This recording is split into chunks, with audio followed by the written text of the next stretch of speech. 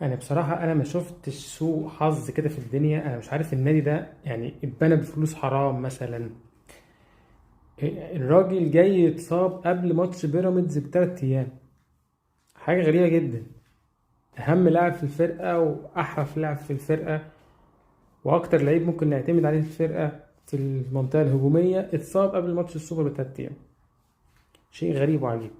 حتى فتوح لما نزل الشوط التاني وعمل جبهة كويسة مع بنتايج، فمعانا حل ممكن نلعب بيه في ماتش السوبر. يبقى فتوح باك شمال وقدامه بنتايج وينج شمال. الراجل اتصاب، اتخبط في دماغه وجاله ارتجاج.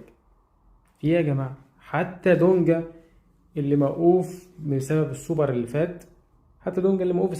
فات، الراجل عامل فورمة رهيبة. الراجل النهاردة عامل فورمة رهيبة. يعني انت جاي تعمل فورمة رهيبة، الفورمة الفشيخة دي وانت موقوف.